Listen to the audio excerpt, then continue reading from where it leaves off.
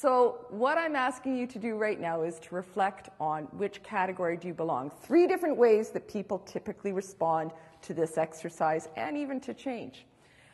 On one end of the spectrum, we'll say the folks down this far right corner, on one end of the spectrum, no matter what the profession, no matter what the industry, whenever things come down the pike, little dramas, little shakeups, there will always be some percentage of people who will be the keeners, the enthusiastic, the upbeat people. They hear someone, management, whatever it is, say change, and they get it right away. Okay, and they just slap that pen in the other hand, stick their tongue a certain way to the wind, and go, go, go, go, go, go, go, and they never miss a beat. On the other hand, at the far end of the spectrum, if these good people are the keeners, and by the way, half the time when we have keener people in our organizations or on our teams that we have to interface with day in and day out, sometimes a good 3/4 of the rest of us are going, can someone get the ever-ready batteries out of these people? They're so upbeat and so wired all the time, it's just a little hard to take, especially if you know in your heart of hearts that that's not the way you are, and you will never be that way because you just weren't wired that way genetically.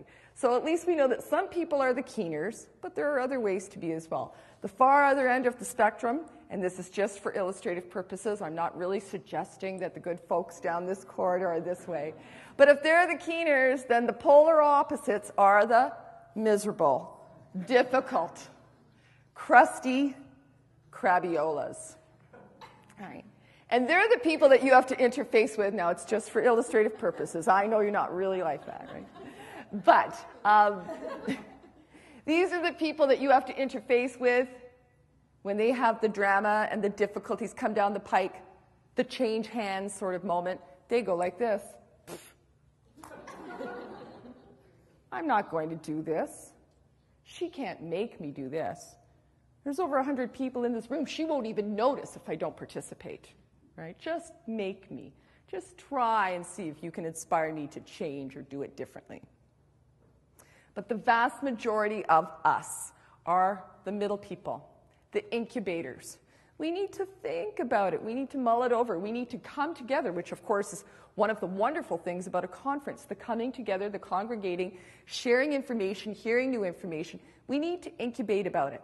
And then, given enough time to contemplate it, we will probably tip towards enthusiasm. We will probably tip towards keener, rather than go the other way into that kind of miserable, dark hole.